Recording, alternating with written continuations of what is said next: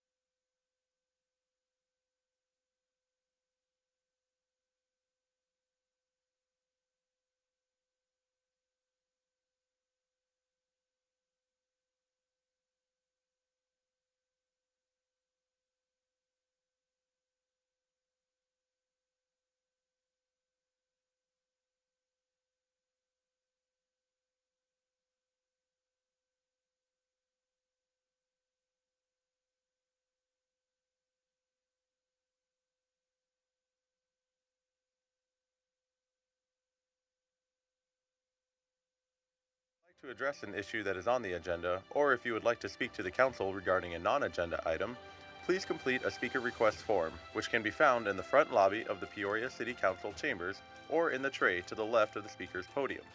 Please place the completed speaker request form in the second tray to the left of the speaker's podium labeled Request to Speak.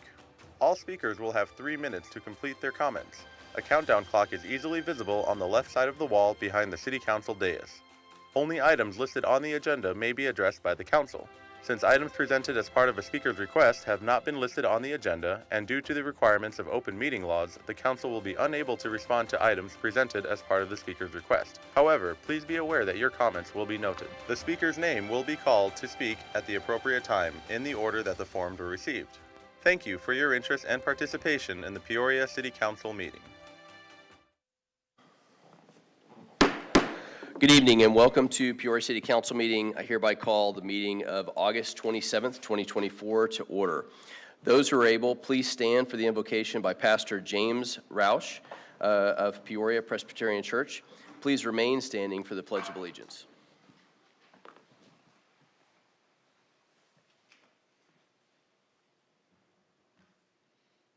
I invite us to bow together in a spirit of community.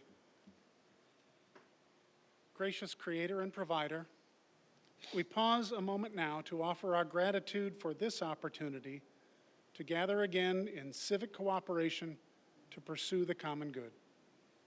Thank you for those who give their energies to public service, from those who represent constituents by listening and working to shape sound policy, those who keep records, organize, administrate, and communicate, those who work to ensure the safety and protection of all our citizens, those who work to maintain and keep clean our facilities and public sites for gathering, to all those who contribute by their awareness, their voices, and their participation in civil discourse and service to neighbors. We humbly ask now for your continued blessing on our beloved community. Lead the efforts of our elected officials through thoughtful engagement and debate.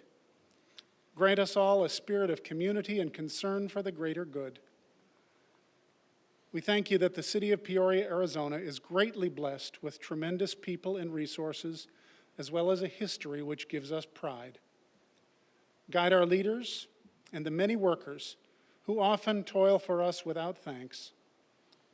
As they have accepted the responsibility of exercising good stewardship of the many resources you have provided, help them to lead Peoria to continue as a community of vital districts, continually realizing more and more of our great potential.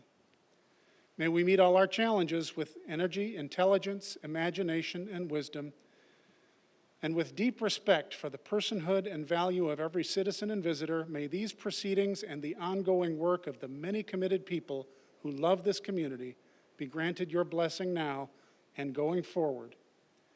With hearts of care, devotion, and love, we pray. Amen. Thank you. Pledge allegiance to the flag of the United States of America and to the republic for which it stands, one nation, under God, indivisible, with liberty and justice for all. Thank you.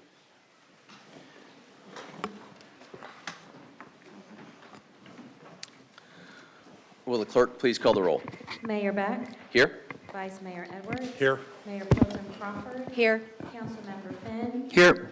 Councilmember Patena. Councilmember Dunn. Here. Councilmember Schaefer. Sarah Adamchuk, Councilor Youth Liaison, will be absent today. And Mania Tawari. All right, thank We you. have a quorum. Thank you. If anyone would like to address the council about a matter, please submit a speaker request form, which can be found at the entrance of the room to the clerk at this time. Next, I would like to share a few words recognizing the forthcoming voter registration day. The city clerk's office is joining a widespread partner coalition and hosting a national voter registration drive at the main library on September 17th from 11 a.m. to 2 p.m. This is a great opportunity for anyone who needs to register to vote or update their voter information before October 7th. voter registration deadline for the November 5th general election. As mayor, I recently signed a proclamation recognizing the third Tuesday of every September as National Voter Registration Day, as Peoria commits to joining national efforts to support voter registration and citizen participation in our elections. Next is former city council. We tried to play a video last week, and we had some technical difficulty.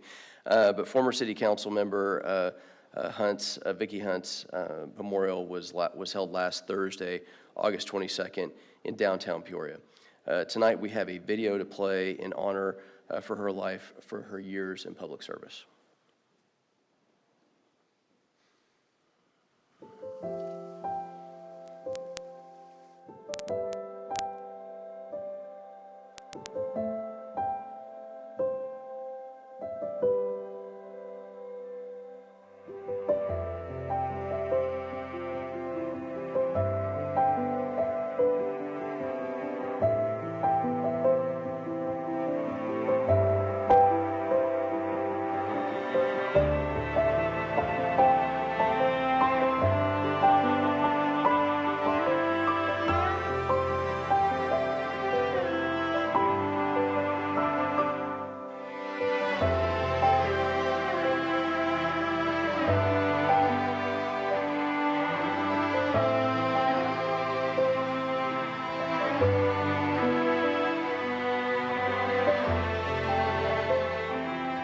I just became immersed in this community and loved it and still do. My experience has been that when I helped, I got way more from it than I was able to give. The rest, as they say, is history, and in my case, a very, very happy history.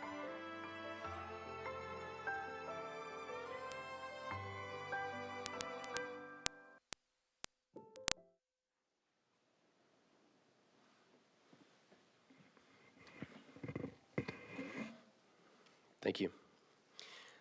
She looked exactly like a little kid as she did when she was sitting on the dais. Pretty amazing. I would tell you that I've heard lots of Vicki Hunt stories. I've experienced lots of Vicki Hunt stories, and she was a amazing person for the community, and really absolutely gave her heart 1,000% to everything she did. So please remember her, as she is a vital part of the history of the city now at this point. So with that, we will now move to the regular meeting consent agenda. All items listed on the consent agenda are routine in nature and will be enacted in one motion unless the request for removal has been received prior to approval. Do I have a motion to approve the consent agenda? Move to approve. I will second. Thank you. Please vote.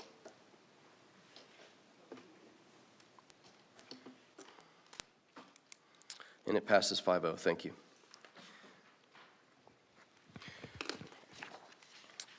We will now move to the regular agenda. To introduce new business, I now recognize City Manager Mr. Henry Darwin to introduce item 9R. Thank you, Mayor.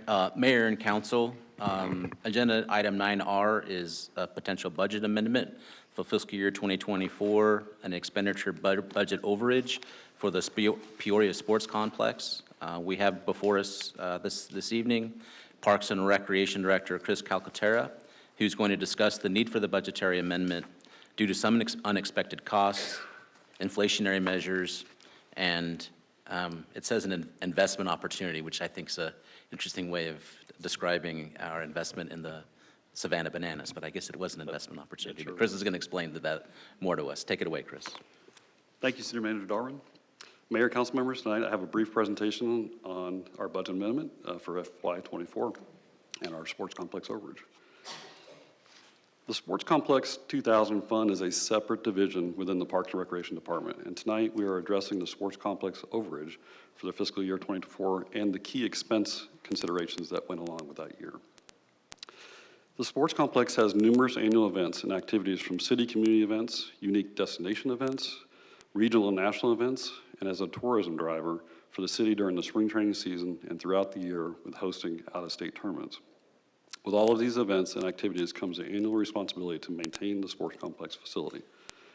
This past year, we had some notable overages and unplanned expenditures, and I will try to explain those as tonight. As you can see before you, the three major utility overages comprise most of the $480,000, equaling about $191 for the total amendment request tonight.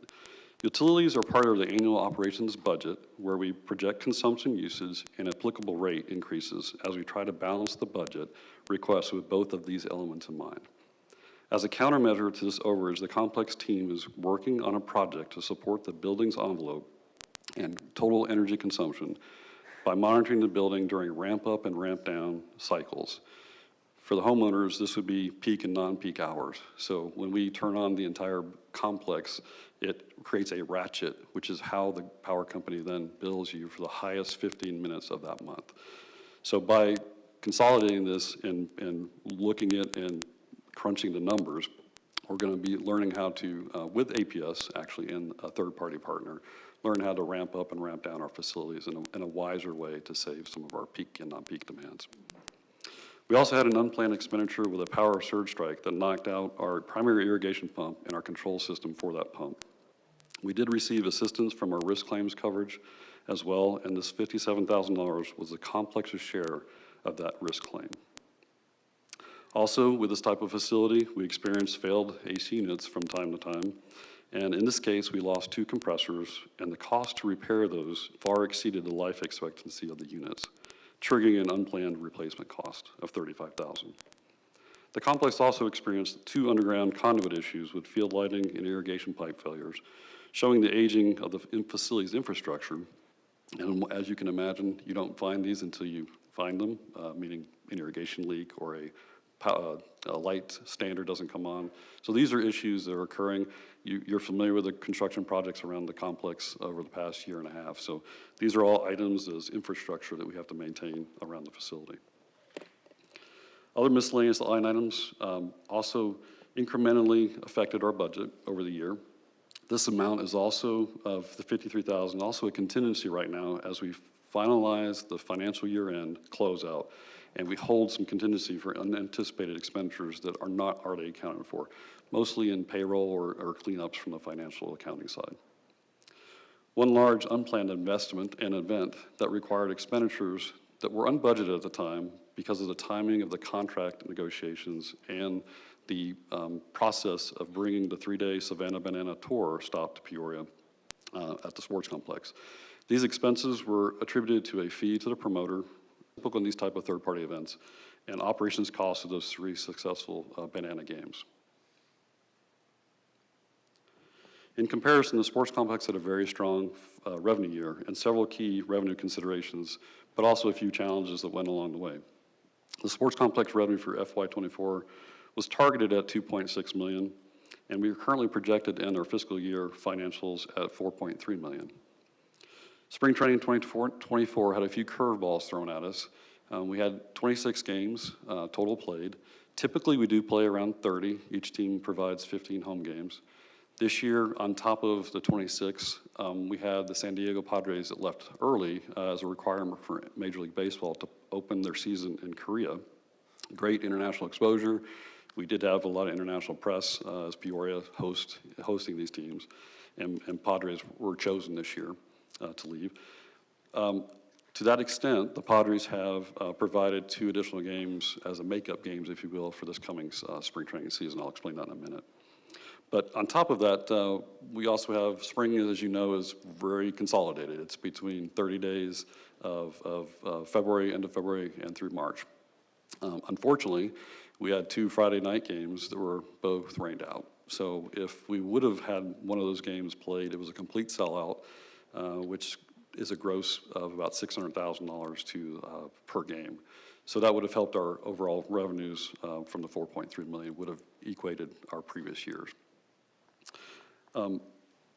3 very successful Savannah Banana games grossed about $138,000 in revenue and drew fans from 48 different states. And back to the kind of opportunity the sports complex has for a national and regional coverage. Unfortunately, the Bananas won't be back to Peoria next year, but we are exploring future opportunities with the promoter They are doing the tour, but they have chosen to make pit stops at different locations so they don't create the brand image in the same city at the same location every year. I also wanted to acknowledge your support as council in the collaborative and very engaged employee opportunities this past spring training. Human Resources, along with the Sports Complex team, created a bunch of opportunities for our staff members. Here you can see a couple of pictures where we actually had families out where they could participate in in-game activities and experience a day at the ballpark, not only as an employee, but also as an opportunity with their family. So it was very successful and had a lot of good comments, and I appreciate HR's, Human Resources leadership in that as well, and yours as well. Thank you. Mentioned, just as a note, Spring Training 2025, we will host 32 games, so that is by far the most games we've had in spring. So we look forward to that kicking off February 22nd through March 24th. And with that, staff would recommend the approval of 9R of the budget amendment of $480,000 from contingency to the Sports Complex Fund. And I'd be happy to answer any questions. Councilor Finn? Thank you, Mayor. Chris, thank you for that. I'm just a little bit curious on the utility expenses being so far. I think it's like 30% of the budget. Do you help me understand that just a little bit more, how we missed that? Is that like a direct relation to the increased revenues that we brought in, that it cost us more to bring those revenues in, or did we just kind of, what happened? That's a great point. There's a correlation between events and team usage. So right now, our teams are using the facility more.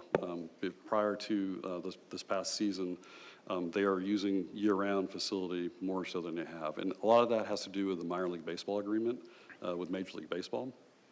If a quick lesson on that is they're shrinking the minor league system, so they're bringing Major League Baseball teams are bringing it back to their spring training facilities. As an example, we had an extra league this year, called the Bridge League. So that's another opportunity for Peoria to host that. But that was an event to Peoria in the past. So our light charges for field games would go up because of that. So it was just kind of a variable expense associated with the additional revenue that caused that to? Correct. Okay. And just Thank for you. scale, the electrical line item for our budget is about $600,000. So when you move, usage of that up or down by 10%, it's a larger number, obviously. Thank you. No other questions? Do I have a motion to pass 9R? Second? Please vote.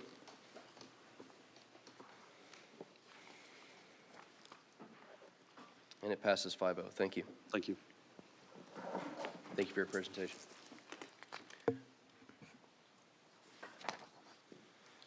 Now recognize City Manager Henry Darwin to introduce 10R. Thank you, Mayor. Mayor and Council, our Planning Director, Chris Hawkes, is going to take up residency at the table here for the next 3 public hearings.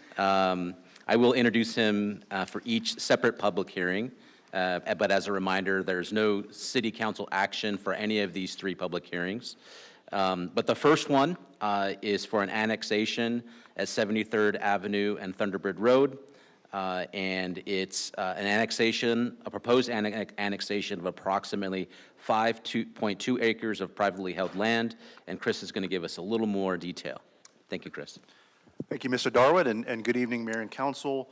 Item 10R, as Mr. Darwin mentioned, this is the first of 3 annexation hearings tonight. Just as a quick precursor, Arizona state law is very prescriptive when it comes to annexations, certainly about the timing and requirements as part of the annexation process. So essentially, when an annexation has been filed with the county clerk, it requires a public hearing within the initial 30-day window. And that's what we're here tonight to do, is have that initial public hearing. So the public hearing is an opportunity tonight to learn about the proposal, ask any questions, and then take testimony from the public. So 10R, a little bit about 10R. The property owner is the Gregory Living Trust. They are represented by the law firm of Gamage and Burnham. If you look at the screen to your right, and you look at the polygon that's surrounded, I guess, in purple there, that is the subject site. It's about 5.2 gross acres. It's comprised of 7 parcels. and it's generally located at the northeast corner of 73rd Avenue and Thunderbird Road in our city. It's an infill site, and it's part of a pocket of unincorporated land, if you will, affectionately known as Weedville area. So the applicant, just a little bit of background, they have obtained a zoning entitlement through Maricopa County for a 19-lot, single-family residential subdivision. So basically, they obtained the county's version of a PAD, or planned area development, that we have here in the city. So assuming the annexation advances, we would then be required under statute to assign initial zoning, and that initial zoning would equate to the planned area development that they got in the county. So essentially approximates the zoning that they received there. The purpose of the request from the applicant is to connect with city services. On the right, you can see a conceptual depiction of the development plan. As I mentioned, they've already obtained approval of a rezone to the county. Should the property come in, they would be moving through the city's standard subdivision process with all permitting and inspections through the city. We believe that the request is consistent with the city's annexation policy. The city has the ability to serve the property with water, sewer lines, and Thunderbird. And as I mentioned, it's an infill site. It's a logical and efficient extension of the city as we unify service delivery and governance. So with that, they would be required, if we move forward, to obtain the signatures of property owner and bring back a final annexation ordinance. We're expecting that action to be on the October 1st council agenda. This is just a quick graphic depiction of the annexation process. It just shows you where we are tonight. We're having a hearing. And then the final stage, at the end of this 30-day window, that's when we have the authority to collect signatures. Once we've collected signatures that satisfy the annexation test, we would then bring it back for a final ordinance for your consideration. So with that, Mayor and Council, that's all I have. I'd be happy to take any questions on this item. No questions? Okay. No questions at this time. We will now open the public hearing on item 10R. Do any members of the public wish to speak on this item? Going once? No? All right. I will now close the public meeting. Seeing no additional action, I now recognize City Manager Henry Darwin to introduce item 11R.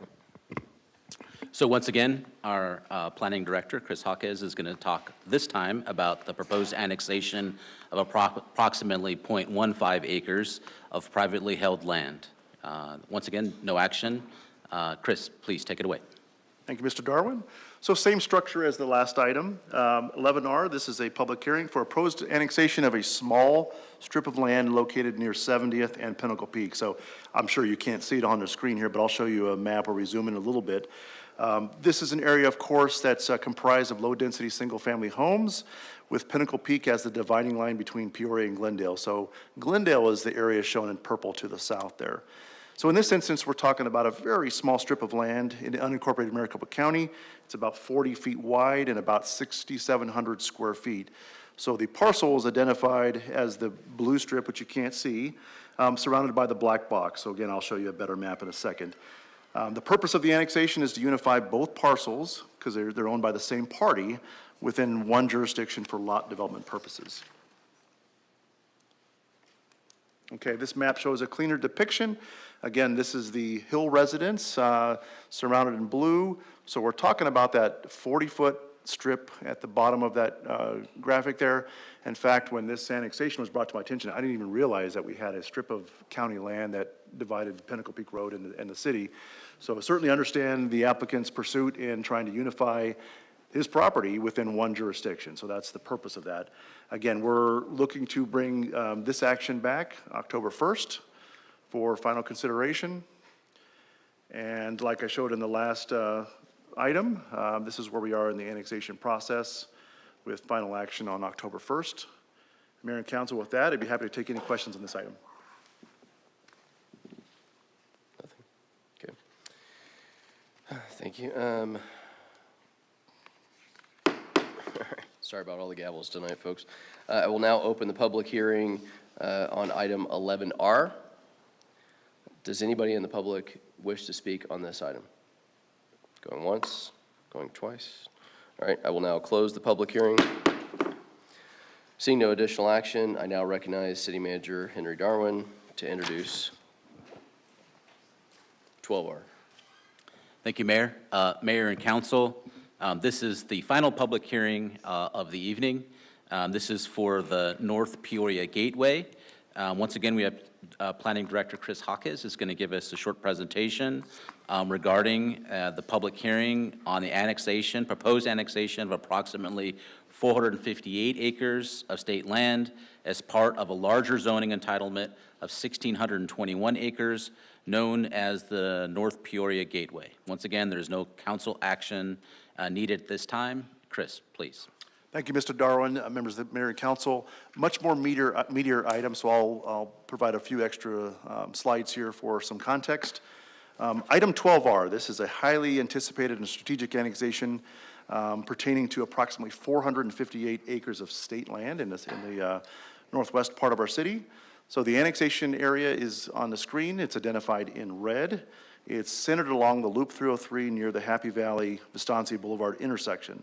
So the southern extent of this area is the Cahilejo alignment, and the northern boundary is what we call Section 36, but it is within the city of Peoria. That Section 36 is just immediately south of Vistancia and north of Coldwater Ranch. So this is an area that is strategically important to the city's economic and community development goals, but it's also important to recognize that this is an area that is challenged with a number of constraints, constraints that include wash corridors, the canal, and overhead power lines. However, we believe this annexation contributes to a larger effort to plan and entitle up to 1,620 acres as a cohesive planned community district, or PCD, known as the North Peoria Gateway. So when we talk about the North Peoria Gateway, we're talking about all of the land, all of the 1,600 acres up there. But for tonight, we're just talking about the annexation area, which is that southern 450 acres. So when we talk about entitlement, that of course provides for the zoning, the land use and regulatory requirements that would apply to that larger area that I just described. So while tonight the purpose is to talk about the annexation, it's important to acknowledge that there are a multitude of separate and parallel cases that are being reviewed in tandem that will come to the council together as a package. What this graphic depicts is state lands that are located within and proximate to our city boundary. So all the state lands are identified in blue on this screen, and the areas in yellow were part of a strategic push to annex some important state lands that was initiated a few years ago. But this annexation has been part of a long-term effort to bring in key state land parcels into the city, and particularly when they're located either adjacent to existing neighborhoods or they're along important transportation corridors. So it provides the ability to be involved in bringing these areas and shaping the outcome. Now, statutorily, the annexation of state land is a little different than the annexation of private property.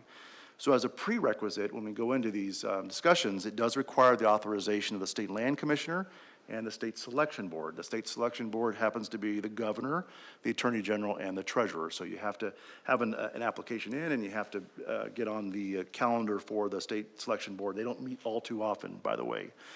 That authorization that we received from the selection board, that was received back in 2019 for the annexation parcel that was once known as Parcel D1. So really, really sexy name for the project back then. The State Land Department, at that time, they took a position that required land to be appropriately zoned in conjunction with annexation. And what that means is, even though they pre-authorize the annexation, they won't allow the community to take it in until they have a companion zoning case or entitlement that goes along with it. Until recently, there wasn't the support or resources from the State Land Department to authorize the pursuit of an entitlement with the annexation. However, we've cultivated a great relationship with State Land Department in the last couple of years, and that has enabled this effort to move forward. So earlier we talked about a couple infill areas that are within the city's planning area. So the municipal planning area, or MPA, is essentially extends to areas that are within their infill areas or they're beyond, areas beyond the city's municipal boundary. And these are areas that are believed to be within our sphere of influence and contemplated to perhaps one day be annexed within the city. So the MPA essentially extends our general plan and infrastructure lens over these areas for cohesive planning purposes. Each community has an MPA, so Surprise has a master planning area, or a municipal planning area, Glendale, Phoenix, and so forth. This area is most definitely within our planning area. Typically, property owners seek access to city services and local governance as a primary benefit of annexation, But from the city perspective, this allows a voice and a hand in shaping the development through our regulatory and design controls. It brings jobs and supports local tax generation efforts. So as we look at the annexation area, it's, as I mentioned, within our planning area. It brings strategic economic and community development opportunities into the city. The area, just a note, is currently served by EPCOR for water and wastewater service. They will continue to be the service provider after annexation, although we are exploring some potential refinements with EPCOR that would make the canal the service area boundary. So those are still some ongoing discussions and have a separate process that's as part of that. Outside of that, the water and wastewater service, the city will provide all other services, including development review, permitting, and inspections to this annexation area. So right now, while there are no auctions, the city believes the annexation and entitlement are in the best interest of the city and therefore consistent with the city's annexation policy. Our third time seeing this graphic tonight, but that's where we are. We're at the 30-day public hearing. As I mentioned, there are a multitude of applications that are in companion with this annexation request. So on October 15th, 2024, we are bringing forward to the council a pre-annexation development agreement, initial zoning, final annexation, and then the entitlement or the rezoning of this entire area for your consideration. Mayor and council, with that, I'd be happy to answer any questions. Councilor Edwards. Thank you, Mayor. Chris, question for you.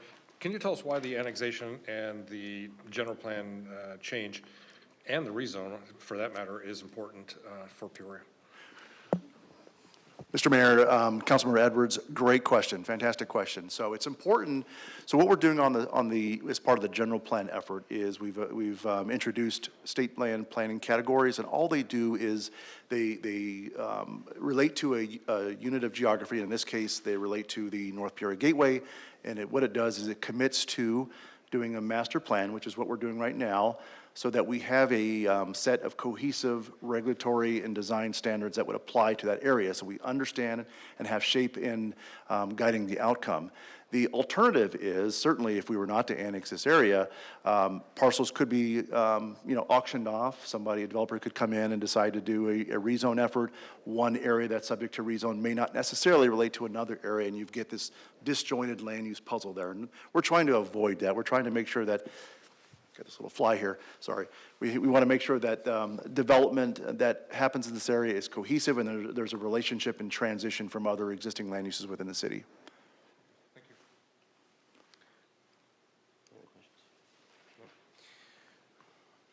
All right, I will now open the public hearing specifically, get it, for item 12R. Do I have any members of the public that would like to speak on this item? Seeing none, I will now close the public hearing. Next on the agenda is called, thank you very much, appreciate it. Next on the agenda is called to the public. As a reminder, each speaker will direct his or her comments to the members of the governing body and not to any individual member or other individuals present. Each speaker will refrain from personal attacks, foul or abusive language, and will maintain a civil and courteous manner and tone. Members of the audience will respect the rights of others and will not create noise or other disturbances that will disrupt or disturb the meeting. By state law, the council is not authorized to discuss or take any action on any of the issues raised in the public comment until a later meeting. First up is Mr. John Forsyth.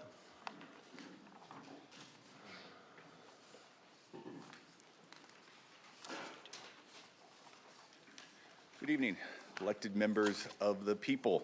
I am John Forsyth.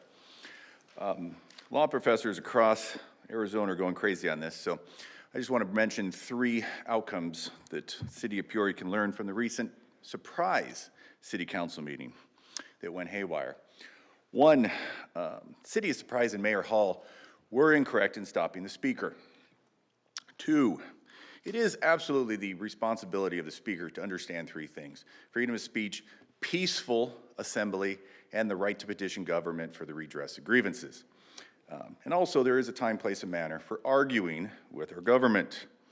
But 3, The police were inadvertently somehow drawn into an argument between a citizen and the government. Police don't settle arguments. That is not their responsibility. If there was an adult in the room at the time, certainly would have helped things. Fortunately, for the city of Peoria, you do have an adult in the room who knows the Constitution extremely well. I've studied this my whole life, the nuances, including the history behind this living document. The only thing I'm going to say about the Constitution tonight is this makes it very easy for the elected representatives of the people. You basically voice the opinion of your voters. That is the responsibility that you have to the constitutional majority, and that's important to stress. I was at the last city council meeting, and I want to address this. I sat through most of it. Unfortunately, I had to leave just from back pain. Mayor Beck, you have a lot of good ideas for the city of Peoria. But I can tell you, because I am now being recognized out in the public, people are coming up to me, they're engaging me. There's no nice way to say, your personality is a little bit abrasive. Mine might be as well, but I'm not mayor. It doesn't matter. Your good ideas are being overshadowed by projects that the people aren't interested in. I just explained, if the people aren't interested in a project, it is not a priority of this council to be interested in it. I think together, we all want to move this city forward. The reason I come down here and spend my time is because I'm concerned about the city of Peoria. I'm concerned about the direction it is going. But the people are starting to speak up. More people are speaking out. More people are getting together. People are forming Facebook pages. I'm sure this government is aware of that. But in the end, we are a democracy. Well, we should be. We're a republic. We take care of the priorities of the people. I'll be back. Mr. Homer Landreth.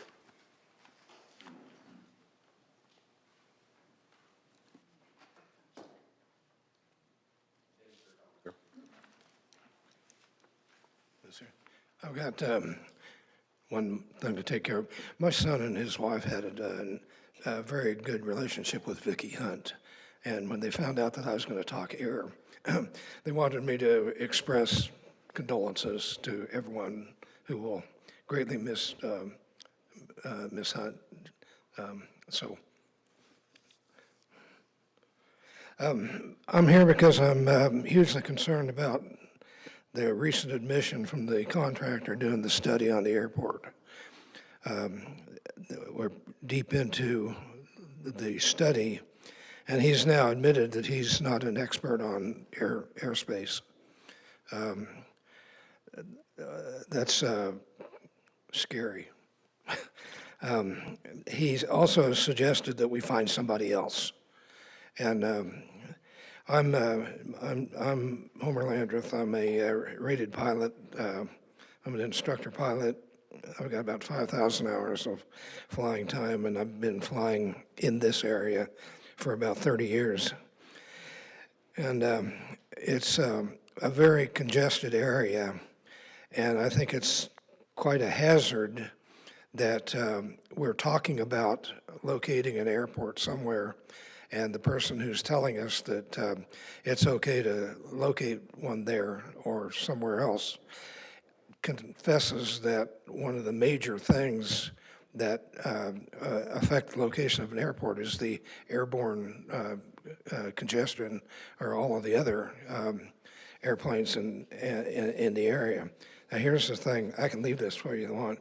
This is a local, each one of those dots is a contributor to airspace congestion. So there's 16 items here that right now, they're sitting there fallow. Nobody has looked at them and say, hey, what's this do? Now, they don't always affect the immediate area, but if you look at the flight paths coming in from the north, it's like a bucket. they all come this way. And they start out here big, and you got 16 places plus Luke Air Force Base. All of their airplanes are coming in this one narrow area. And and then from the other side of it's Sky Harbor. But anyway, what I'd like to simply suggest is that the commencing of an airspace evaluation get pulled up in the plan, and that RFQs or whatever it has to do. We need to find somebody to address this, and I think it should be addressed fairly soon because it's a safety of flight issue. Thank you for your comment, sir. Ms. Vicki James?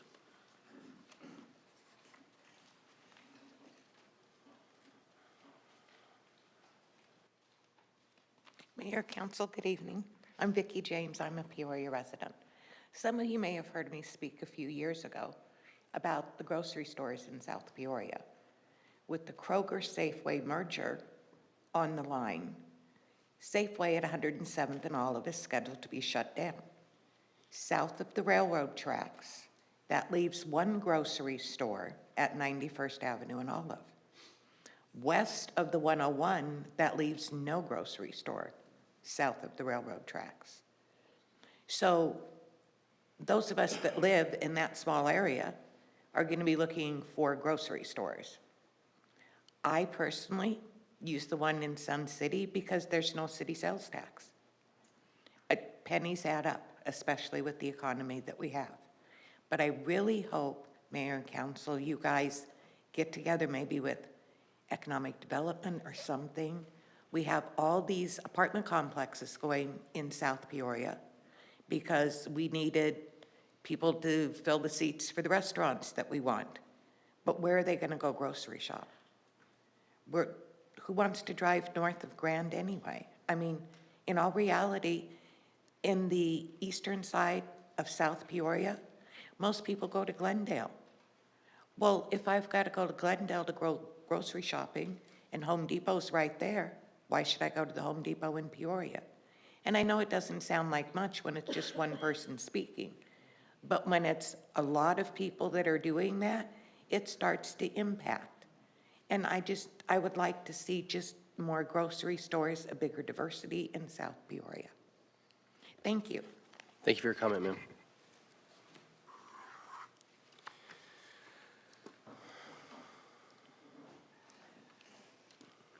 Next is the city manager's report.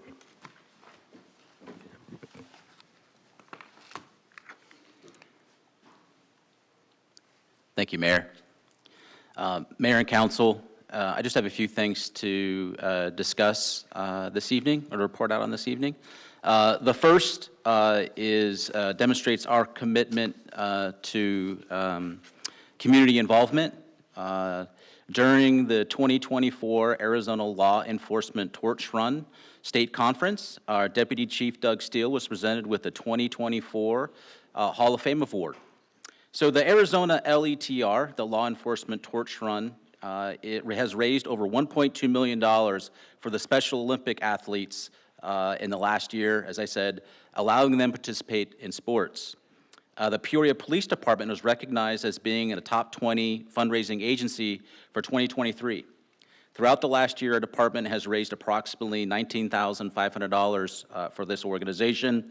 And Deputy Chief Steele has been involved with them since 1999.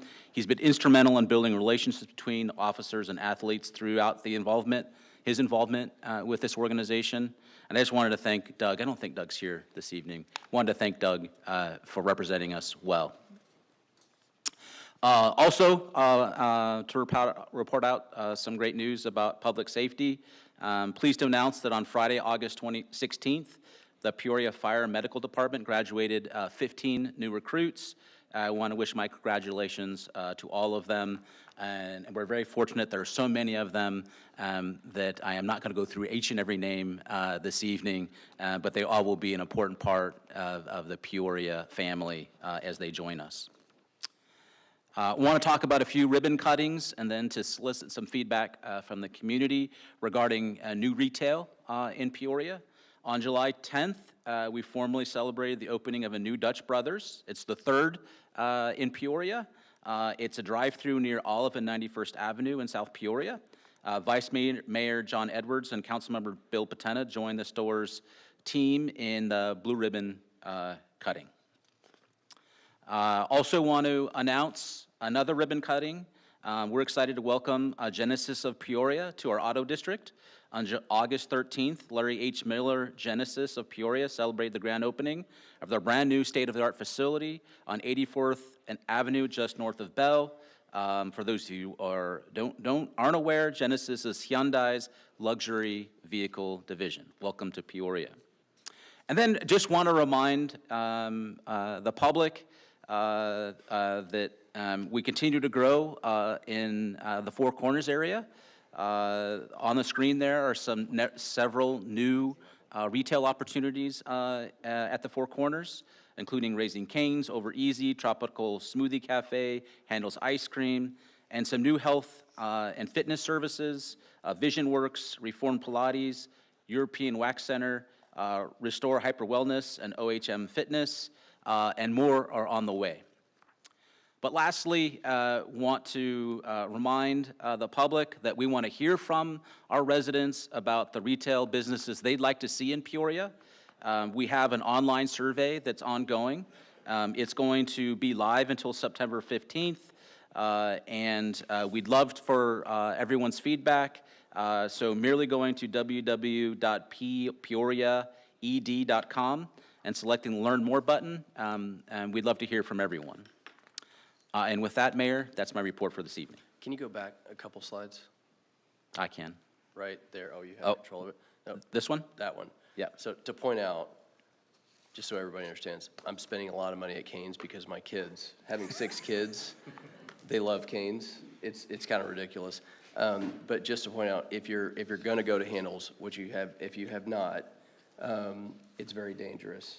But that's why the other 3 fitness places are in the same area. So just to point that out, I mean, we really thought this out, you know. So you can get Cane's, you go to Handel's. The line has gotten a little shorter at Handel's, but Handel's is absolutely, there's a lot of shaking heads. So I know a lot of people have gone up there. So it's pretty amazing. So it's awesome to see this fantastic growth up there. So report from Youth Liaison, Manya. Thank you, Mayor and Council. Okay, so a few of the Youth Advisory Board members, including myself, will be representing the City of Peoria at the League of Arizona Cities and Towns Conference tomorrow. And apart from that, I don't have anything else for my report. Thank you. It's pretty good for a first time. Yeah. Nice job. First go around. All right, so mayor's report. I was gonna do just handles, but you know, I just. So yesterday, I think you have slides on this, right? Yesterday, I was at the Real-Time Crime Center Conference, where we actually spoke with. We had about 150 police officers, chiefs of police, and operations people from cities all over the United States.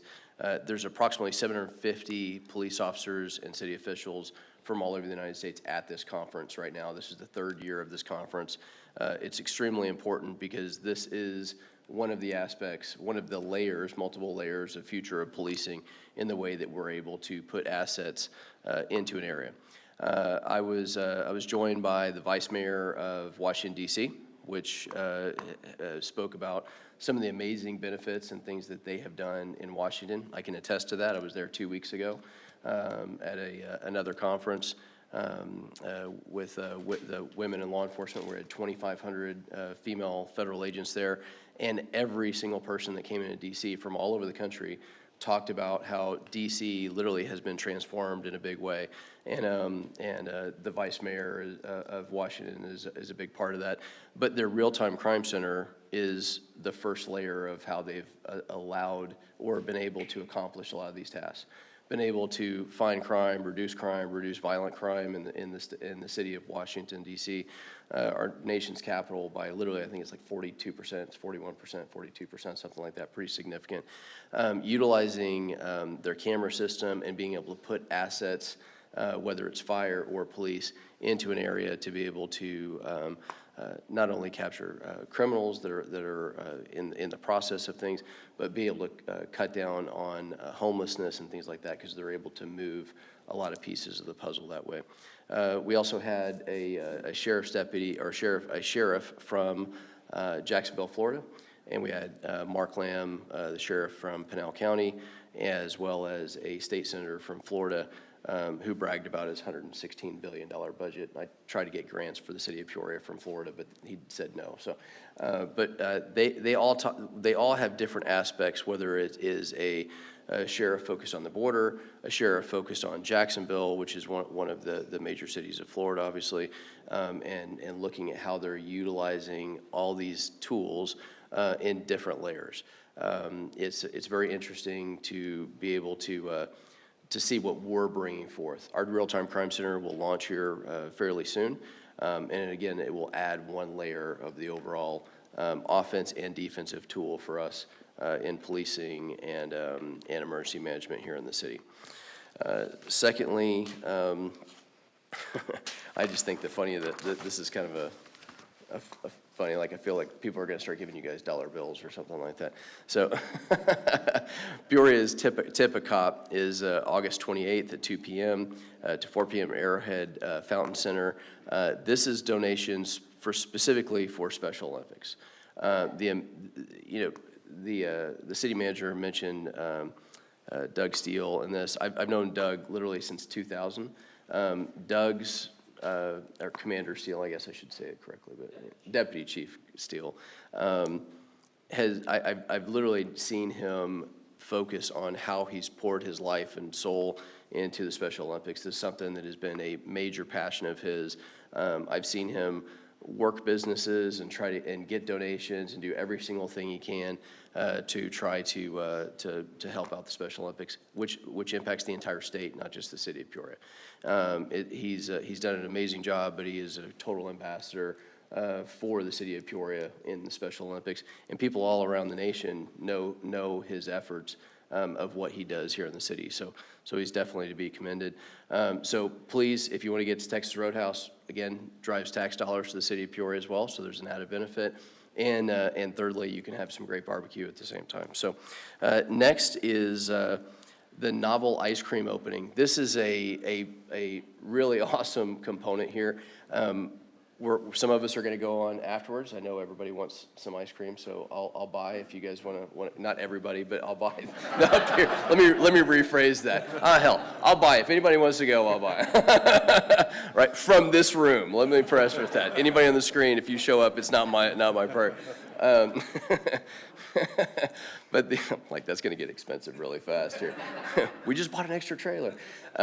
This is the first step for downtown redevelopment, because Jefferson House, this is really where we're placing a lot of these items, right? So it really we're trying to bring in this economic development, but actually kind of show the public, hey, this is what's coming, right? And Novel is a very, very unique opportunity for the city of Peoria. There's one other location that I've seen that Novel has, right?